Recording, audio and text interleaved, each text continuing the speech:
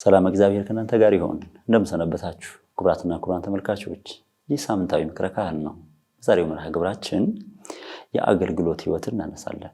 በብዙ ሰዎች የአገልግሎት ህይወት ጥያቄ ይሆናል። በእርግጥ ክርስቲያን ምን አይነት አገልግሎት ማገልገል ይገባዋል? ክርስቲያን ሆኖ አለማገልገል ይቻላል? አገልግሎት ራሱ ማለት ምን ማለት ነው? ክርስቲያናዊ አገልግሎት ከሌሎች በምን ይለያል? የአገልግሎት ዋጋዋ ምንድነው? ምን እያሰብን ነው የምናገለግለው? ከሁሉ በላይ ፈተና ነው የምንላቸው ጉዳዮች ወጣትነት ቢሆን፣ የጋብቻ ህይወት ቢሆን፣ ሌሎችም የጸጋ አገልግሎቶች ቢኖሩ በእውነት በክርስትና ህይወት ውስጥ ሳያገለግሉ መኖር ይቻላል የሚሉትን እናነሳለን። ከዛ ፊት ግን የእናንተን ጥያቄዎች ተመልክተን እንመለስ። ሰላም እንዴት ናችሁ? እኔ መጠየቅ የፈለኩት ምዕመናን በቤተክርስቲያን በምን አይነት መልኩ ማገልገል ይችላሉ ወይም ደግሞ ምን ሲያደርጉ ነው አገለገሉ ማለት የሚቻለው የሚለውን ነው። በተጨማሪ ደግሞ ለምዕመናን ማገልገል የተፈቀዱና ያልተፈቀዱ ተግባራት አሉ ወይ? ምዕመናን ኃጢአትን በመፍራት ከአገልግሎት መራቅ አለባቸው ወይ? እግዚአብሔር ይቅር ይለናል እያሉ በተደጋጋሚ ኃጢአት መስራትስ ልክ ነው ወይ? በዓለማዊና በመንፈሳዊ አገልግሎት መካከል ያለው ልዩነትና አንድነት ምንድነው የሚለውና አመሰግናለሁ።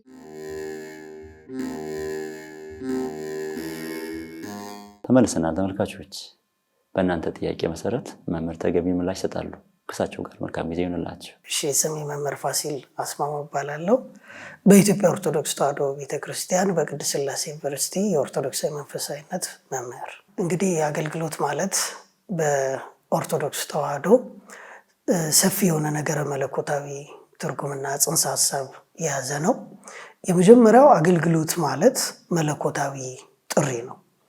አንድም እግዚአብሔር አምላክ እኛን የመፍጠሩ ምክንያት ነው። በተለይ በነገረ ስነ ፍጥረት ትምህርት እንደምናውቀው እግዚአብሔር አምላክ ሰውና መላእክትን የፈጠረው ለሁለት ዓላማ ነው። የመጀመሪያው ስሙን መቀደስ ነው። ሁለተኛ ክብሩን መውረስ ነው።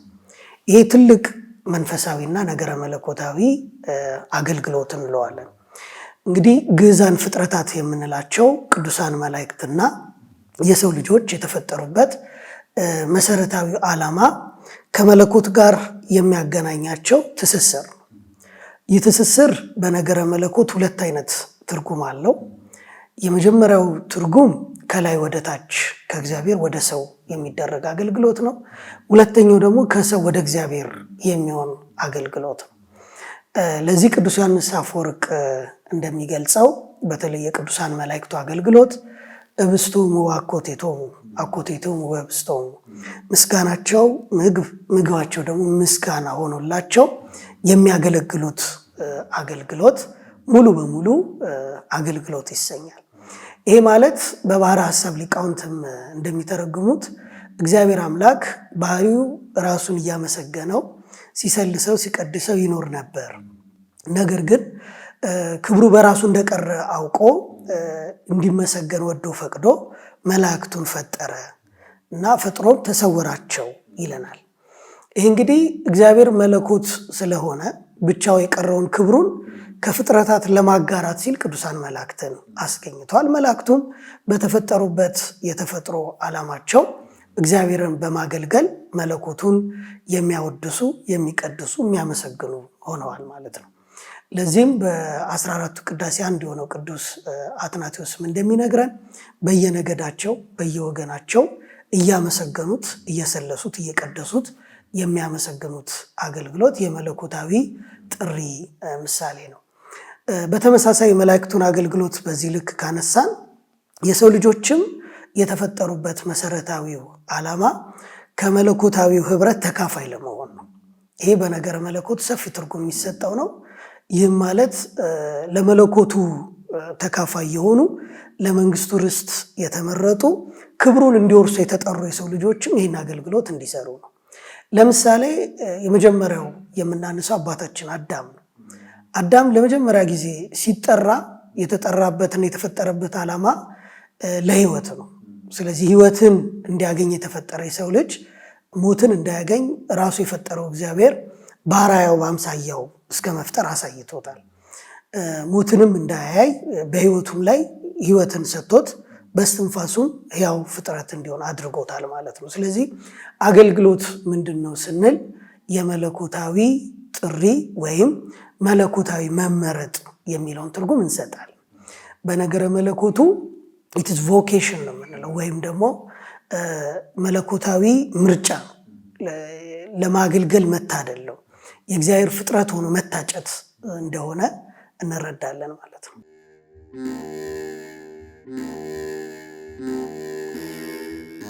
ክርስቲያናዊ አገልግሎት ከሁሉም አገልግሎት ለምሳሌ አገልግሎትን በሁለት ዘርፍ ብንመለከተው ስጋዊ አገልግሎትና መንፈሳዊ አገልግሎት ብለን ልንለየው እንችላለን። የዚህ መጽሐፍ ቅዱሳዊ ማሳያችን አለም ማስረጃችን ደግሞ በሉቃስ ወንጌል በምዕራፍ 10 ላይ የምናገኛቸው ጌታችን ዘወትር በቤታቸው ሄዶ የሚስተናገደው የእህተ አልዓዛር የማርታና የማርያም ታሪክ። የማርታን ታሪክ ካነሳን ስጋዊ አገልግሎት ላይ ስትደክም የነበረች ሴት ናት። ይህ አገልግሎቷ እንግዲህ ብዙ አገልግሎቷን ባይነቀፍ፣ ነገር ግን አገልግሎቷ ለመንፈሳዊ ዓላማ ያልዋለ ስጋዊ ድካም ላይ የዋለ እንደሆነ ያሳየናል። ለምሳሌ ጌታችን ወደ ቤተ አልዓዛር ሲገባ ይች እህተ አልዓዛር ማርታ ስትባክን የነበረው ስለሚበላው፣ ስለሚጠጣው፣ ስለ ብዙ ነገሮች ነው። ለዚህም ነው ሊቃውንቱ ማርታ የሰብአ ዓለም ምሳሌ ናት ብለው የሚገልጹት። ሁለተኛዋ እህተ አልዓዛር ማርያም ግን ማንም ሊቀሟት የማይችለው በጎ ዕድል መረጠች ይላል። ይህ እንግዲህ በሰብአ ገዳም ያሉ የአባቶቻችን የእናቶቻችን ምሳሌ ነው። ያውም ጌታችን በጽኑ ኃይለ ቃል እና ምስክርነት የተናገረው ማንም ሊቀሟት የማይችለውን በጎ ዕድል ከመምረጧን በላይ የሚያስፈልገው መሰረታዊ ነገር ይዛለች። አሁን በብዙ አልታወከችም፣ በጥቂት ነገር ግን ብዙ ዕድሏን የተጠቀመች መሆን ነው። ስለዚህ አገልግሎትን በሁለት ዘርፍ ስናየው ስጋዊ አገልግሎት ለዚህ ዓለም ስንኖር ለምንበላው፣ ለምንጠጣው፣ ለምንለብሰው መሰረታዊ ነገሮች ያስፈልገናል። አያስፈልግም ማለት አይደለም። ሁለተኛው ግን ክርስቲያናዊ አገልግሎት የሚያሰኘው ከሁሉም አገልግሎት በላይ እግዚአብሔርን ማስቀደም ነው። እግዚአብሔርን ያስቀደመ አገልግሎት በእርጋታ ይቀመጣል፣ ቃሉን በትህትና ይሰማል፣ ማንም የማይቀመውን በጎ ዕድል ይመርጣል ማለት ነው። ይህንን ካደረግን ሌሎች ተጨማሪ የምንላቸው ስጋዊ ስራዎችና አገልግሎቶች ይቀጥላሉ። ለዚህ ነው ቅዱስ ዮሐንስ አፈወርቅም በድርሳኑ መቅድም ላይ የሚናገረው ከተግባረ ስጋ ተግባረ ነፍስ ይቀድማል ይላል። ይህ ማለት ምንድነው? ከየትኛውም ከምንሰራቸው ስጋዊ አገልግሎቶች ይልቅ ተግባረ ነፍስ የተባለው መንፈሳዊ ነገርን በማስቀደሙ ክርስቲያናዊ አገልግሎት ከሌሎች አገልግሎት በተለየ ሁኔታ ይለያል። አገልግሎቱ ነፃነት ያላቸው ፍጥረታት ቀደም ሲል ለማንሳት እንደሞከር ነው በሰማይ ያሉ ሰማያውያን አገልጋዮች ቅዱሳን መላእክት፣ በምድር ላይ ደግሞ በደቂቀ አዳም ያሉትን ሰዎችን ይመለከታል። ለምሳሌ በመጽሐፍ ቅዱስ ያሉ አገልጋዮችን ብናነሳ የመጀመሪያው የነቢያት አገልግሎት። ነቢያት ክርስቲያናዊ አገልግሎትን ሲያገለግሉ ነበር። የመጀመሪያ አገልግሎታቸው ህዝቡን ከመከራና ከጭንቅ ማጽናናት ነበር። በተለይ አጽናኙና አልቃሻው የምንለው ነቢዩ ኤርምያስን ብናነሳ በሰቆቃ ኤርምያስ ላይ ነባይነ ጮህን አለቀስን ግን እንዳላለቀስን ሆንን እያለ በሙሾ የሚያወርደው ትንቢት ጭምር ነበር።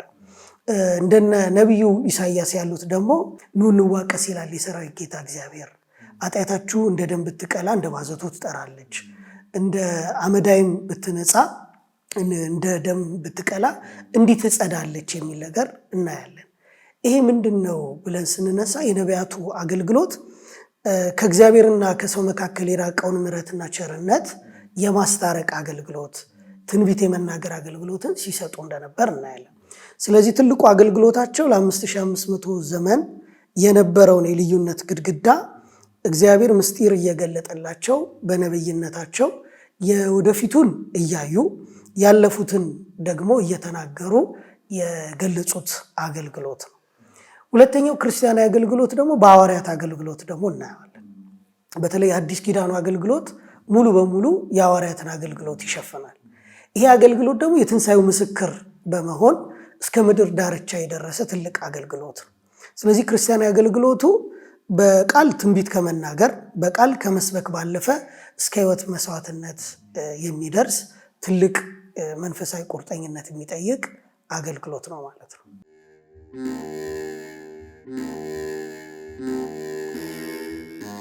እንግዲህ አገልጋይ ለመሆን የመጀመሪያው መስፈር ፍጥረት መሆን ነው። እግዚአብሔር ከፍጥረት ያላሳነሰውን ፍጥረት ከአገልግሎት ማስቀረት አይቻልም። ፍጥረት የሆነ ሁሉ አስቀድመን እንዳነሳናቸው በተለይ ቅዱስ ኤጲፋኒዮስ ዘቆጵሮስ የምንለው 22ቱ ፍጥረታት ሲፈጠሩ ያለ አገልግሎት የተፈጠረ ፍጥረት የለም። ስለዚህ በልዩነት ያቀረብናቸው ቅዱሳንን መላእክቱና የሰው ልጅን ነፃነት ያላቸው አገልጋዮች አለን እንጂ ከዚህ የተቀሩት 20 ፍጥረታት ጭምር በልዩ ልዩ መንገድ አገልግሎት ድርሻ አላቸው። ለምሳሌ ብናነሳ በቤተክርስቲያናችን ስርዓተ አምልኮ ወይም ስርዓተ ቅዳሴ ላይ ቀላያቱ፣ ነፋሳቱ፣ ዝናማቱ፣ መባርቅቱ እነዚህ ሁሉ ራሳቸውን የቻለ የተፈጥሮ አገልግሎት አላቸው። ፀሐይ ትልቅ አገልግሎቷ ብርሃን መስጠት ነው። ድጋሚ ዝናብ ደግሞ ፍሬያትን እንደዚህ ያሉ ነገሮችን ማስገኘት ነው። ስለዚህ ፍጥረት ሆኖ የተፈጠረ ሁሉ የአገልግሎት መስፈርቱ ምንድን ነው ካለም ፍጥረት መሆን ነው። ሁለተኛው ፍጥረት ከመሆን ደግሞ ሰው መሆን ደግሞ ወይም ከመላእክቱ ወገን የተለየ ፍጥረት ሆኖ መፈጠር ሁለተኛው ደረጃ ነው። ለምሳሌ የሰው ልጅ ለዚህ አገልጋይነት መስፈርት ተጠርቷል። አስቀድሜ እንዳነሳሁት የነብይነት አገልግሎትን ብናነሳ መስፈርቱ በእግዚአብሔር ዘንድ ጥሪ ማግኘት ነበረ። በተለይ እንደነ ደቂቀ ነቢያቱ ካነሳን እንደ አበይት ነቢያቱን ስናነሳ መሰረታዊ ዓላማቸው የነበረው ከእግዚአብሔር ጋር ቀጥታ ግንኙነት ያላቸው ናቸው። ሁለተኛ ከህዝቡ ጋር ደግሞ የጎንዮሽ አገልግሎት ያላቸው ናቸው። ለምሳሌ መከራ ሲመጣ ቀጥታ አይኖቻቸውና እጆቻቸውን ወደ እግዚአብሔር የሚዘረጉ የሚለምኑ የሚጸልዩ ናቸው። ወደ ጎን ሲወርዱ ደግሞ ከህዝቡ ጋር በመሪነቱ በነብይነቱ በማስተባበሩ አገልግሎት ያገለግላሉ። እዚህ ላይ የክህነትን አገልግሎትን እግረ መንገድ ማንሳት እንችላለን። የመጀመሪያው የኦሪት ክህነቱን ብናነሳ በቅድስተ ቅዱሳኑ ሊቀ ካህናቱ ገብቶ ስለ ራሱም ስለ ህዝቡም የሚያቀርበው የመስዋዕት አገልግሎት አለ፣ የድህነት አገልግሎት አለ። ይሄ በዓመት አንድ ቀን በሚያዝያ 14 ቀን የዕለተ ሪት የምትባል ወይም የድህነት ቀን ናት። የአንድ ዓመት የሞላውን በግ ይዞ ስለ ራሱም ስለ ህዝቡ ኃጢአት ስርየት በመሰዊያው ስር ያቀርባል። ይሄ አገልግሎት መስዋዕቱም ያበቃል፣ አገልጋዩም ይሞታል። በሐዲስ ኪዳን ያለውን አገልግሎት ስንመለከተው ደግሞ በዘርም በቋንቋም በነገድም የማይለይ አገልግሎት፣ ቀድሞ ለቤተ ሌዊ ብቻ የሚሰጠው የክህነት አገልግሎት በሐዲስ ኪዳን ግን ብቁ ሆኖ ለተገኘ ሁሉ የሚሰጥ አገልግሎት ነው ማለት ነው። በዚህ አገልግሎት ላይ ክህነት ያስፈልጋል ማለት ነው አገልጋይ ለመሆን። ሁለተኛው መሪ መሆን ይጠይቃል። የክህነት አገልግሎቱ አንደኛ የመመገብ አገልግሎት አለው፣ ሁለተኛ የማስተማር አገልግሎት አለው፣ ሶስተኛ መስዋዕት የማቅረብ አገልግሎት አለው። ሶስቱም ተመጣጣኝ የአገልግሎት ድርሻ አላቸው። ለምሳሌ የካህናቱ ድርሻ የማስተማር ብቻ አይደለም፣ የመመገብ ብቻ አይደለም፣ የመስዋዕት የማቅረብ አገልግሎት ድርሻ አላቸው። ለምሳሌ በብሉይ ኪዳን የነበረው ካህን እንደ ሊቀ ካህናቱ አዛርያስ እንደ ሊቀ ካህናቱ አሮን ገብቶ መስዋዕትን እንደሚሰዋ እንደሚያቀርብ ሁሉ በሐዲስ ኪዳን ያለው ካህንም በአማናዊት መስዋዕት ማቅረቢያ በቅድስት ቤተክርስቲያን ቀርቦ ስጋ ወደሙን ማቅረብ መፈተት ይኖርበታል። ሁለተኛ የማስተማር አገልግሎት አለው። ህዝቡን በምክር በተግሳጽ ከፍ ሲልም በነቀፋም ጭምር ወደ እግዚአብሔር መንግስት እንዲቀርቡ የማስተማር አገልግሎት ሁለተኛው ድርሻ ነው። ሶስተኛውና የመጨረሻው የክህነት አገልግሎት የመመገብ አገልግሎት። ይሄ መግቦት አገልግሎቱ በስጋዊ ብቻም ሳይሆን በቃለ እግዚአብሔሩ በስጋ ወደሙ የመመገብ አገልግሎት አለው። ስለዚህ መስፈርቱ አንደኛ ፍጥረት መሆን ነው፣ ሁለተኛ ክህነት ነው፣ ሶስተኛ ደግሞ ሰው መሆን የሚለውን ትልቅ መስፈርትን ቀዳሚ ማድረግ ይቻላል። ከዚህ ውጭ የምናያቸው ሌሎች የአገልጋይ መስፈርቶች አሉ። የማስተማር መስፈርቶች አሉ። ለምሳሌ በእኛ በኢትዮጵያ ኦርቶዶክስ ተዋሕዶ የማስተማር አገልግሎት አንደኛ ለሰባኪያን ይሰጣል። ለምሳሌ ለስብከት አገልግሎት የተጠሩ ምናልባትም በክህነት አገልግሎት ውስጥ ያሉ ቢሆን ተመራጭ ነው። ባይሆኑም በክህነትም ያልሆኑ ተክህነ አገለገለ ስለሚል ያለ ክህነት ደግሞ በማስተማር ጸጋ ብቻ የተሰጣቸው አሉ። ለዚህ እንግዲህ ሐዋርያው ቅዱስ ጳውሎስ በአንደኛ ቆሮንቶስ በምዕራፍ 12 ከቁጥር 1 ላይ የሚገልጸው ትልቅ ኃይለ ቃል አለ። ይሄ ምንድነው? መንፈስ አንድ ነው፣ ጸጋ ግን ልዩ ልዩ ነው ይለናል። መንፈስ ቅዱስ አንድ ሆኖ በጸጋው ግን ልዩ ልዩ የአገልግሎት ድርሻዎች አሉ። ለምሳሌ ነቢያት የነቢይነት አገልግሎት እንደሚያገለግሉ፣ ሐዋርያት ደግሞ የመስበክ የማስተማር አገልግሎት እንደሚሰጡ፣ ማህሌታውያን ደግሞ በማህሌቱ እንደሚያገለግሉ፣ ሰባኪያን ደግሞ በአውደ ምሕረቱ እንደሚያስተምሩ ማለት ነው። ለዚህ ምን አለ ቅዱስ ጳውሎስ? እጅ፣ እግር፣ ዓይን ሁሉም የየራሳቸው ድርሻ አለ ይላል ከሰውነታችን ውስጥ። ለምሳሌ የዓይን አገልግሎት ማየት ነው። የማየት አገልግሎት የካህናት ነው። አይንተ እግዚአብሔር ካህናት ይላቸዋል የቅዱስ አትናቴዎስ። ከእግዚአብሔር መስዋዕት ፊት ሆነው መስዋዕቱን የሚሰዉ ናቸው። በእግር የሚመስላቸው አሉ። እነዚህ ደግሞ ያጅ ገስጋሽ ናቸው። በዓለም ሁሉ ዞረው ወንጌልን የሚሰብኩ የሚያስተምሩ እግሮችን ይመለከታል። ድጋሚ ደግሞ በጆሮቻቸው የሚሰሙ ደግሞ አገልጋዮች አሉ። አሁን ምዕመናን ድርሻቸው ምንድን ነው ካለን የሰማያን አገልግሎት ወይም የመስማት አገልግሎት ያደርጋሉ። በስብከቱም በስርዓት አምልኮቱም ይህንን የመስማት አገልግሎት ነው። በእጃቸው የሚያገለግሉ ደግሞ አሉ። ይህ ደግሞ እንደ ብፁዓን አበው ሊቃነ ጳጳሳት በአንብሮተ እድ እየሾሙ ይህን አገልግሎት የሚሰጡትም ራሱን የቻለ የአገልግሎት ድርሻ አለ። ስለዚህ የማስተማር አለ። ሌላው በጣም የረሳ ነው ደግሞ በዚህ ዘመን የመምከር ጸጋ። በተለይ ሰዎች ግራ ሲገባቸው፣ ሲጨንቃቸው፣ ሲጠባቸው፣ ምዕመናን ሲጨነቁ ለዚህ አገልግሎት የተመረጡ ሰዎች አሉ። የሚያስተምር በሚያስተምርበት አገልግሎት ይትጋ ይላል ቅዱስ ጳውሎስ በሮሜ መልእክቱ። የሚመክርም መምከሩን ይትጋ ይላል። የሚገስጽም በመገሰጹ ይትጋ። ስለዚህ የማስተማር ጸጋ ሌላ ነው፣ የመምከር ጸጋ ሌላ ነው። ሌላው ደግሞ የማስተባበር ጸጋ አለ። በማስተባበር ደግሞ ሀብትን ማሰባሰብ ሊሆን ይችላል፣ ምዕመናንም ማስተባበር ሊሆን ይችላል። ሌሎች አገልግሎቶችን ማስተባበር ራሱን የቻለ ጸጋ ሆኖ እናገኛለን። ስለዚህ የአገልጋይ መስፈርቱ እንደ ጸጋው መጠን መጠራት ነው ማለት ነው።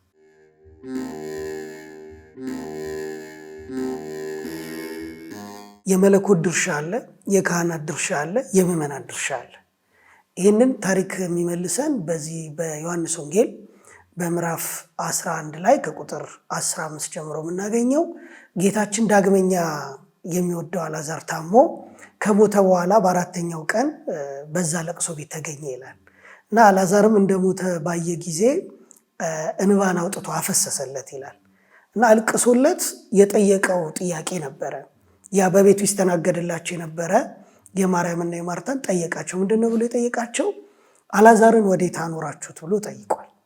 ማርያም ቁጭ ብላ የመማሯ ጥቅም ወንድሟ በትንሣኤ እንደሚነሳ ስለምታምን እግዚአብሔርን ተስፋ አድርጋ ትጠብቅ ነበርና ጌታችን ወዴት አኖራችሁት ሲል እሱማ ሞቶ በመቃብር አለ፣ በሉ ኑ ውሰዱኝ ብሎ ሄደ። ሲሄድ የመጀመሪያው ካህናትን አንድ ድርሻ ጠይቋቸዋል። በሉ መግነዙን ፍቱለት የሚል ጥያቄ። ሁለት ምዕመናንን ደግሞ ድንጋዩን አንሱለት ብሏል። በሶስተኛ ደግሞ አልዓዛር ጻ ውስተ መቃብር ብሎ አልዓዛርን ከመቃብር አስነስቷል። ስለዚህ ሶስት ድርሻዎች አሉ። የመለኮት ድርሻ አለ፣ የካህናት ድርሻ አለ፣ የምዕመናን ድርሻ አለ። ስለዚህ በአገልግሎት ውስጥ ድርሻ የሌለው አካል ማንም የለም።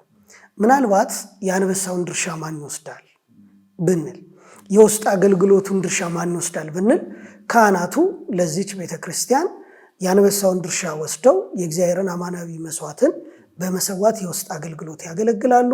ምዕመናኑ ደግሞ በውጭ ባለው አገልግሎት ለምሳሌ በገንዘብ መደገፍ ሊሆን ይችላል፣ አስራት በኩራቱን በማውጣት የተለያዩ የጉልበት ስራዎችን፣ የእውቀት ስራዎችን፣ የሙያ ስራዎችን በማገልገል የራሳቸውን ድርሻ ይወጣሉ። ስለዚህ በአገልግሎት ድርሻ የሌለው ምንም አካል የለም ማለት ነው።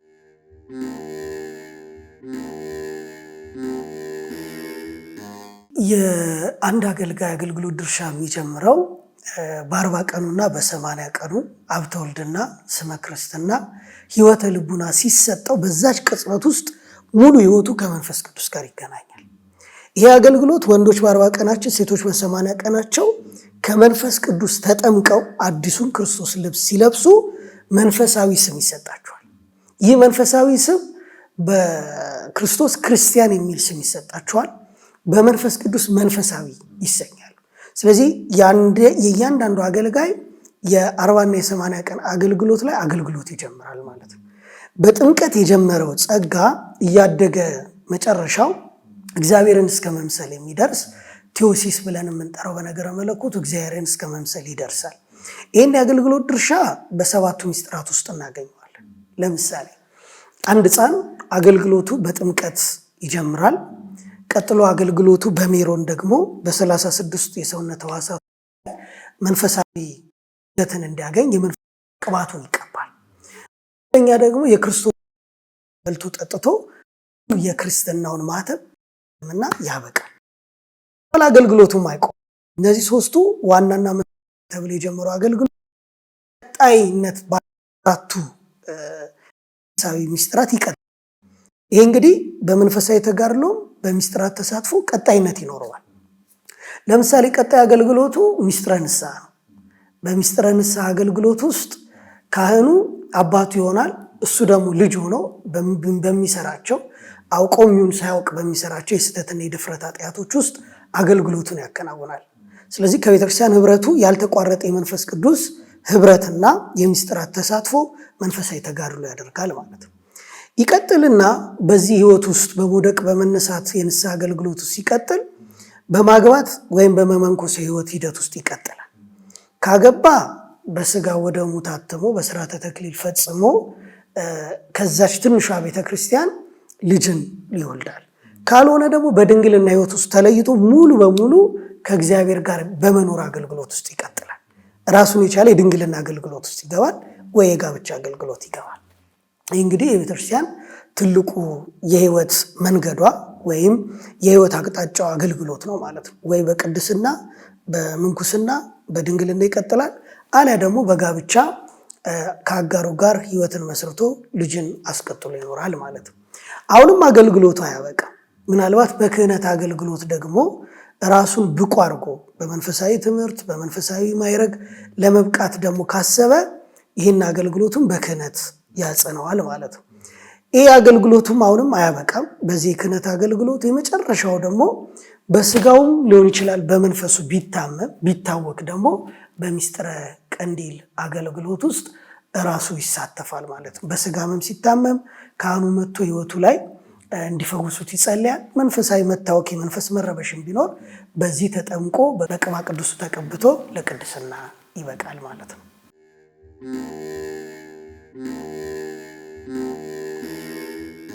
ጥሩ የአገልግሎት እድሜ የሚባለው ወጣትነት ነው።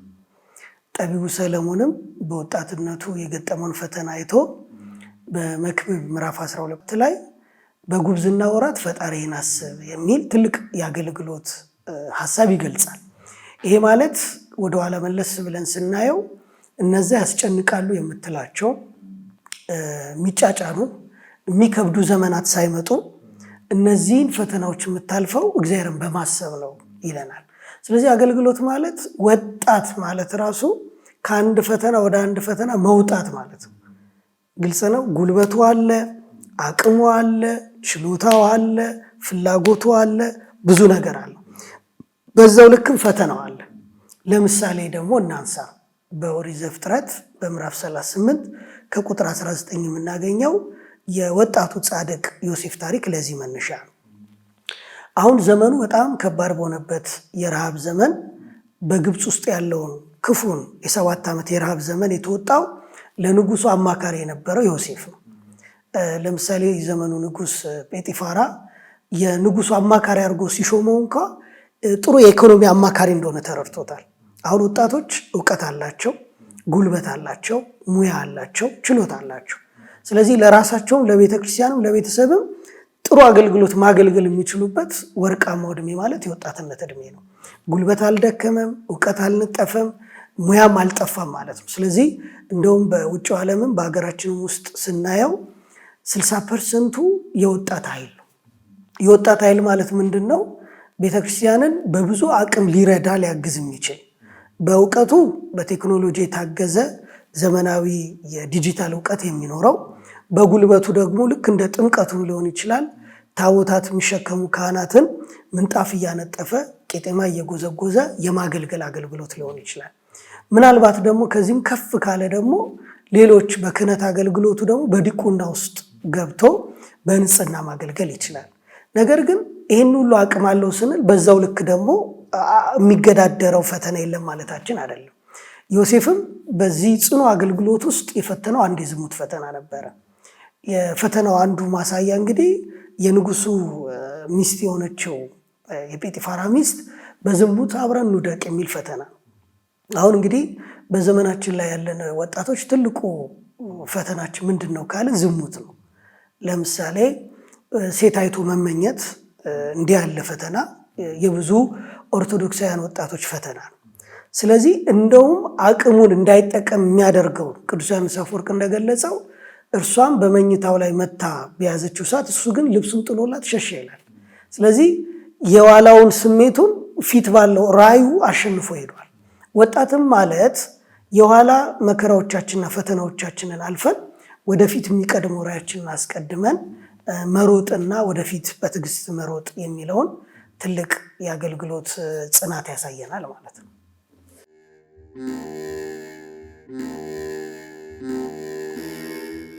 እንደ ኢትዮጵያ ኦርቶዶክስ ተዋሕዶ ቤተክርስቲያን ትዳር ሌላው የአገልግሎት ዘርፍ ማለት ነው። ሐዋርያው ቅዱስ ጳውሎስ በሮሜ መልእክቱ ምዕራፍ 12 ከቁጥር 1 ላይ እንደተናገረው በቤቱ ላለችው ቤተክርስቲያን ሰላም እላለሁ። ከትልቋ የቤተክርስቲያን አገልግሎት ድርሻ ትንሽ ወደሆነችው የቤተክርስቲያን አገልግሎት ድርሻ መግባት ማለት ነው እንጂ ሌላ ሸክም መሸከም አይደለም። እንዲያውም ቤቱን የማይጠብቅ ቤቱን የማይመራ ያችኛዋን ትልቋን ቤተክርስቲያን ሊመራ አይችልም እስኪለን ድረስ እናገኛለን። ስለዚህ ትዳርን ስንሸከም የራሳችን ስሜት የራሳችን አቅም ብቻ አይደለም፣ ሌላ ተጨማሪ የሰውነት አካል ይዘን ሌላ ሰው ይዘን ስለምንገባ ኃላፊነቱ ይደራረባል። ብቻችንን ሆነን የምንጸልየው፣ ብቻችንን ሆነን የምንጾመው፣ ብቻችንን ሆነን የምንሰግደው፣ ብቻችንን ሆነን አብረን ገዳም የምንሄደው እንደፈለግን የነበረውን ወደ ትዳር ህይወት ውስጥ ስንገባ ሌላ የአገልግሎት ድርሻ ሽፍት እናደርጋለን። እኔ ብቻ የምፈልገውን ስሜት ሌላ የሚጋራኝ አካል አብረን እንጸልይ ሊለኝ ይገባል። ለምሳሌ ሐዋርያው ቅዱስ ጳውሎስ ይህን ይዞ ምን ይላል? በጸሎት ካልሆነ በቀር በአንዳችም አትከላከሉ ይላል። ትዳር ውስጥ ሩካቤ አንዱ አገልግሎት ሆኖ እናገኘዋለን። ትንሿ ቤተክርስቲያን ትዳር ናት። ያ ቤተክርስቲያን ካልተጠበቀ ትልቋን ቤተክርስቲያን እንደሚገባን መጠን ማገልገል አንችልም። ለዚህም ነው ቅዱስ ዮሐንስ አፈወርቅ እቺን ትንሿ ቤተክርስቲያን ብሎ የሚገልጻት አባትን የክርስቶስ ምሳሌ፣ እናትን የሚስት ምሳሌ፣ ልጆችን ደግሞ ከባልና ከሚስት የሚገኙ ጸጋዎች አድርጎ ይቆጥራቸዋል። ስለዚህ ጸጋህን ወይም ደግሞ የተሰጠን አገልግሎት በአግባቡ ካላገለገልክ ደግሞ ትዳርህ ሲፈርስ የመንፈስ ቅዱስ ህብረት ፈረሰ ማለት ነው። የክርስቶስ አካል ፈረሰ ማለት ነው። በክርስቶስ ስጋና ደም የታተመው ማንነት ቤቱን አጣ ማለት ነው። ስለዚህ ትልቁ እንደውም የአገልግሎት ድርሻ በትዳር ውስጥ እንደ አንድ መንፈሳዊ ዘርፍ የሚታይ ትልቅ በግብፅ ኦርቶዶክስ ተዋሕዶ ቤተክርስቲያን በነገራችን ላይ ራሱን የቻለ አንድ ተቋም አለው። ይሄ ፋሚሊ ኦሪየንትድ አሶሲዬሽን የሚባል ቤተሰባዊ የሆነ የአገልግሎት ድርሻ በእኛም በኢትዮጵያ ኦርቶዶክስ ተዋሕዶ ብዙም ትኩረት ያልተሰጠው የኢትዮጵያ ኦርቶዶክስ ተዋሕዶ የቤተሰብና ሕፃናት መምሪያ አለን። ከ36ቱ መምሪያዎች አንዱ ቤተሰቦቻችን ምን አይነት መሆን አለባቸው፣ ልጆቻችን ምን አይነት መሆን አለባቸው። አብዛኛው የትኩረት አቅጣጫዎች የወደቁት የተጣሉት ሕፃናት ላይ ነው እንጂ አሁን ኦርቶዶክሳዊ ቤተሰቦች እንዴት እንፈጥራለን፣ ኦርቶዶክሳዊ ወጣቶች እንዴት እንፈጥራለን፣ ኦርቶዶክሳዊ ልጆች እንዴት እናመጣለን የሚለው በስፋት መታየት ያለበት ሌላው የአገልግሎት ድርሻ ነው ማለት ነው። በዛሬው መርሃ ግብራችን ብዙ በጎ ነገር እንደተማራችሁ ተስፋ አድርጋለሁ። ሳምንት ደግሞ በተለየ ርዕስ ከአዲስ መምህር ጋር እቀርባለሁ። ሰላም እግዚአብሔር ከሁላችን ጋር ይሁን። ቸርን ሰንብት።